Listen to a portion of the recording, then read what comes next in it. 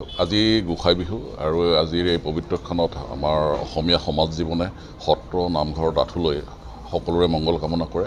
গতিকে আমিও আজি দলৰ সতীৰ্থসকলৰ সৈতে ঐতিহ্যমণ্ডিত ভৱানীপুৰ সত্ৰ তাঠোলৈ সকলোৰে মংগল কামনা কৰিছোঁ আৰু একে সময়তে কামনা কৰিছোঁ যে জাতিটোৰ বাপতি সাহোন এই ৰঙালী বিহুৰ সময়ত এই বহাগ মাহৰ বৰদৈ চিলাই আমাৰ চৌপাশে থকা মানুহখিনিৰ মাজৰ পৰা আমাৰ সমাজখনৰ পৰা সন্দেহ অসূয়া সংশয় আঁতৰাই পৰস্পৰক ওচৰ চপাই আনক আৰু আমি এক সমৃদ্ধিশালী জাতি হিচাপে আগ্ৰসৰ হওঁ।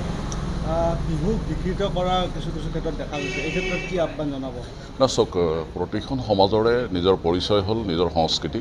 গতিকে আমাৰ যি বৰ্ণাঢ্য কৃষ্টি ঐতিহ্য পৰম্পৰাৰে সমৃদ্ধ এই সংস্কৃতিৰ যিটো মৌলিকতা, সেই মৌলিকতা ৰক্ষা কৰাৰ দায়িত্ব সমাজ জীৱনৰ সকলো অংশৰে আছে আৰু আমি যেতিয়ালৈকে আমি এই মৌলিকতা ৰক্ষা কৰিব পাৰিম তেতিয়ালৈকে আমি বিবেচনা কৰোঁ যে ইয়াক বিহু বিজতৰীয়া কৰা বা আমাৰ সংস্কৃতি অপসংস্কৃতিত পৰিণত হোৱা এনেধৰণৰ বিষয়সমূহ উত্থাপন নহ'ব।